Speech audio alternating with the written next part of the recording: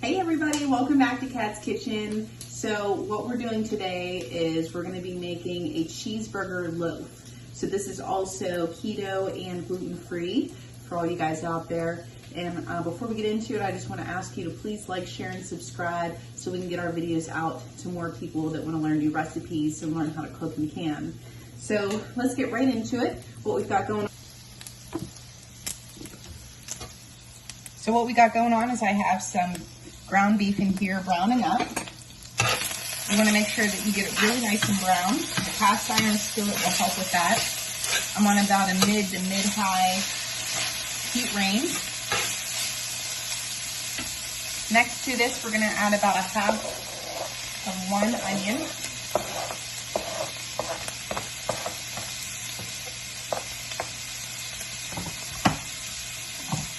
And then I'm going to add in some seasonings, some salt, pepper, onion, garlic powder, parsley, and then we'll be adding in some minced garlic as well.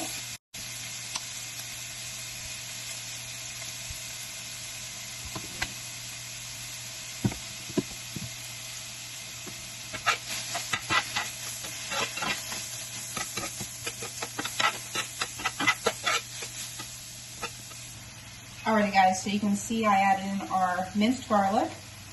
I'm also going to add in some Worcestershire sauce to this. And I'll leave you guys the recipe in the description box below. We're just going to mix this up and we're going to let our onions cook the rest of the way and saute while we work on the dough mixture. Alrighty guys, I'm also going to add a little Dijon mustard into our meat mix. Got a tablespoon with a pound of ground beef in there. The recipe I was looking over does call for mustard. And I've emulsified mustard in my mixes like this before and it really worked out well. So I'm going to do that again with this. This mix is almost ready. I'm just going to turn our heat down here to about low to mid-low. It's really looking good. I'm going to give it a little taste test and see if it, so I'm just going to see if this needs any other seasonings.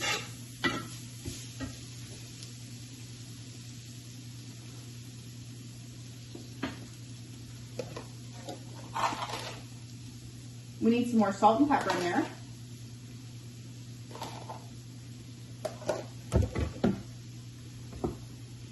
I really like the taste of the Dijon mustard. It really brings out a nice flavor. I'm also going to add a little bit more Worcestershire sauce and a little bit more Dijon mustard to this. Put this on completely low now. I'm just going to let these flavors meld together while we're making our dough. And then I'll give this one more taste before we put it in our mixture. Put it all together, rather. Okay, so now we're going to mix up our dough. So our recipe calls for 1.5 cups of almond flour, half a teaspoon of Xanthan gum, 1.5 teaspoons of baking powder, 1 egg, and 1.5 cup of mozzarella cheese. Okay, so we're going to go with our almond flour first.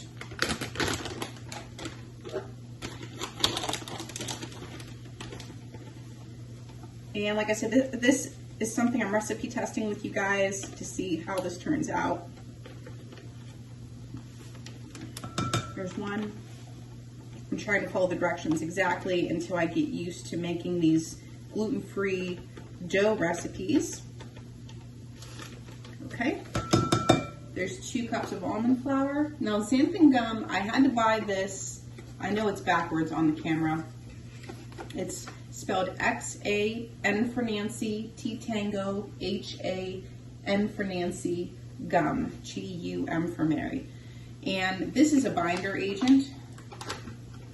You can also, it's a thickening agent, pardon me, it's a thickening agent similar to a cornstarch. But cornstarch is high in GMO, and this is not. Okay. Next, we need 1.5 teaspoons of baking powder. This will help it rise a little bit. So I'm just going to do 3 of these for 1.5 teaspoons. And then we need 1 egg.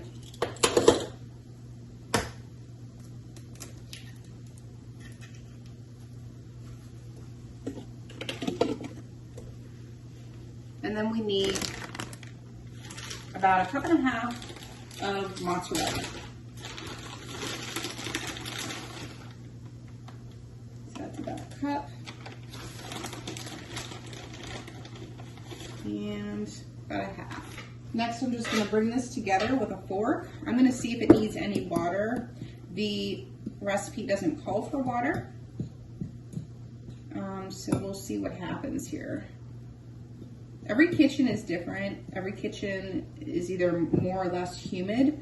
Whenever you're making any dough products, sometimes you need to add a little more flour product or a little bit more moisture, depending on the moisture that's in the air of your kitchen. So keep that in mind. So that's why a lot of dough recipes, pastry recipes, you kind of have to just feel it out. Pasta as well, what the humidity is like in your kitchen. Okay, so this really isn't coming together 100%. It just needs a little bit more binding. So I'm going to get about, I'm going to start with 1/2 tablespoon of water. I did use water before as a binder in our last dough recipe. If you go and look that up, it's a galette. It's like gluten-free and keto recipe for pizza. And that worked out really, really well.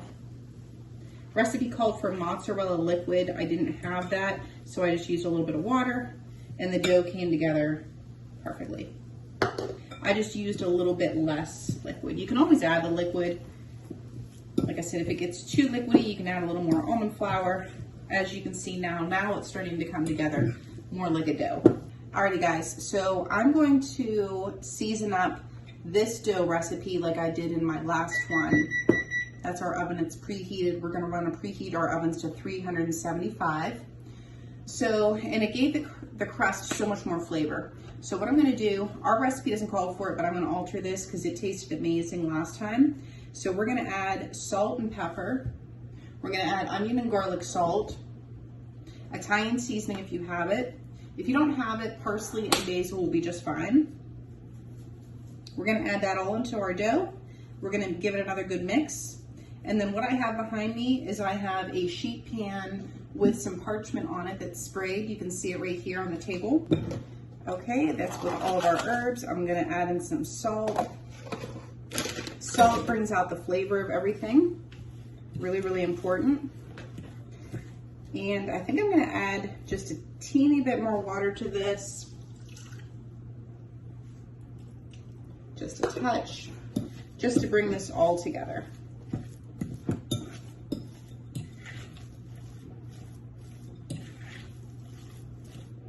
Want to see all those seasonings mixed and marbled all the way through your dough.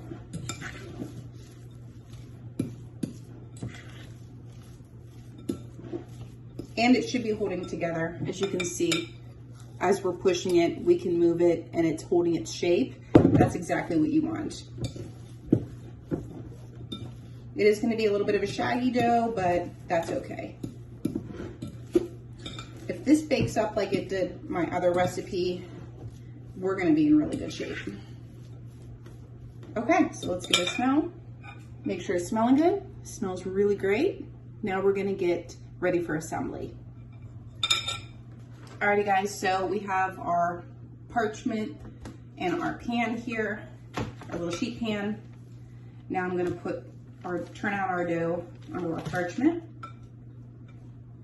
I'm using a rubber spatula because that's what I did before and it seemed to work out really, really well.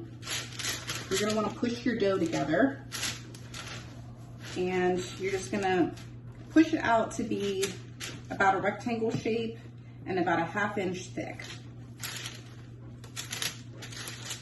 This recipe is good for someone who is either keto or gluten-free, who still likes cheeseburgers, and wants the bun experience, as I call it, but obviously is not able to have that bun. So, or even if you just want to try something new. Alright guys, so what I did is I sprayed my spatula with a little bit of cooking spray to be able to smooth it all out so that it wouldn't stick on me. Next, we have it all laid out. I'm going to focus on predominantly the center. Like I said, I can make this kind of like a circle, like a galette. We'll see what happens with the meat mix I have. I may have to do that just based on the quantity. So I tasted our meat for seasoning. It tastes really, really good. I'm going to add in our meat mix now.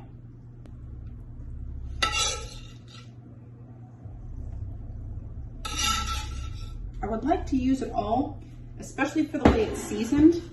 I specifically seasoned it like that for this recipe, so I'll probably just end up making it more of like a circle instead of a loaf shape, which, like I said, I'm fine with that because we'll be able to get more on here, and then I'll just fold up the sides on top of itself and it'll bake just like a galette. And that might be my new favorite ways to do these kind of gluten-free, meals as well, because honestly, this really isn't that difficult and we're making something from scratch.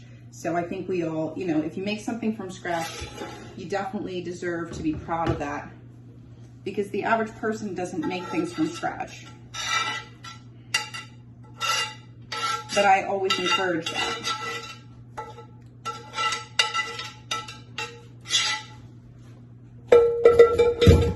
Okay, so I'm just gonna spread this out. I'm just gonna try to get a nice even layer with our meat mixture.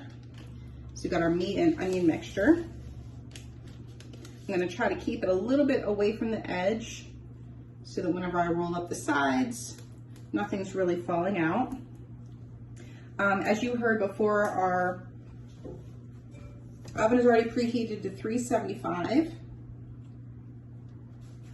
So next to add on to here, I have some, this is optional, I have some chopped dill pickles, and I also have some more green onions that need to be used. So I'm just gonna sprinkle all these around.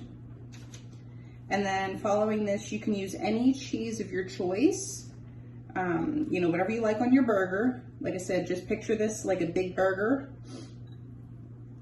like a big ground beef burger almost. It's minced up. And I will be using American today because that's what I had in my freezer. Cheese on now. And what would be really good too is if we made a burger sauce to put on this after it comes out of the oven. I think I might do that. You can do that several different ways, almost like a Thousand Island sauce dressing or something like that. So now we're just gonna cover up our entire area with our cheese.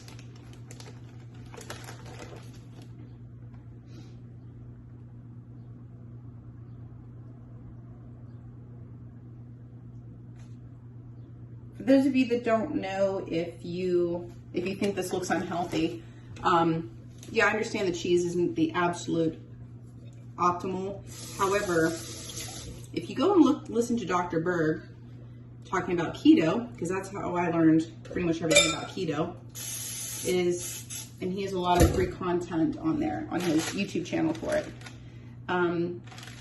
Anyway, he says that he eats a lot of salads, but one of his favorite meals are burgers.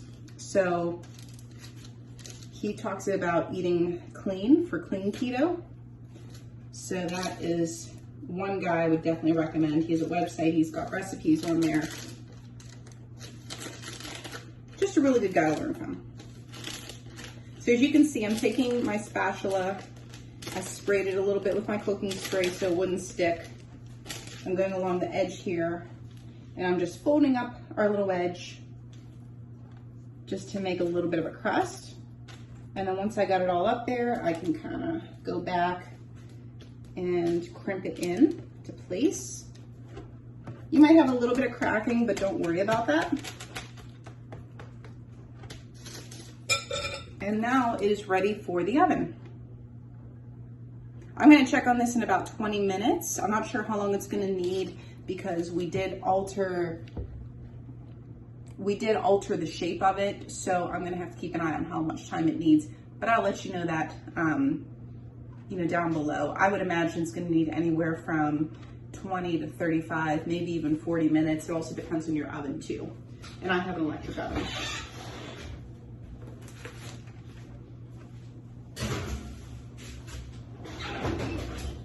Definitely want to build any gluten-free recipe doughs on parchment though, because on parchment you can mold it into shape.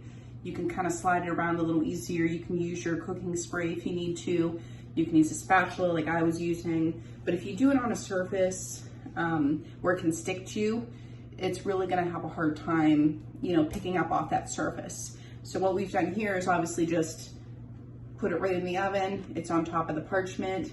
And then I'll know when it's done because I'll be able to almost either jiggle it with a spatula and make sure it slides smooth.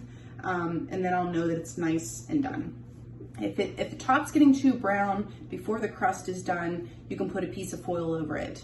That's why we're gonna check it in 20 minutes to see, how long it needs. So I'll see you guys back here once it's all done.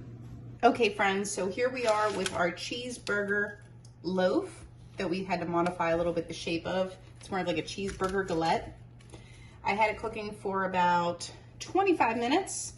Our crust is nice and golden under there, if you can see that. So I just cut it down the middle, and then I'm just gonna make some slices here. And I'm gonna give it a little taste test to see how this dough mixture is, how it measures up. It smells really good. I can smell everything from the Worcestershire sauce, the mustard, the pickles we put on here. It looks really, really good. So I'm just gonna cut a little piece here. It's still pretty hot. I let it cool down for a few minutes here. So I'll show you the bottom here. That bottom crust really browned up really nicely. It's holding up really well. I mean, it's looking like regular dough. So we're gonna give this a taste. Okay, so we're gonna give our little cheeseburger loaf a sample here. I hope it's good. It looks good, it smells good, so we'll try it out.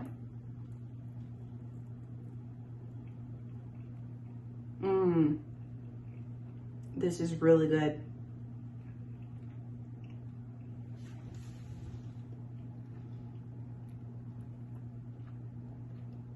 So you can see all the caramelization on those onions. I don't think I got any pickles on my little slice that I cut. But this is super yummy, guys. Let me try the crust a little bit more and see what that's all about.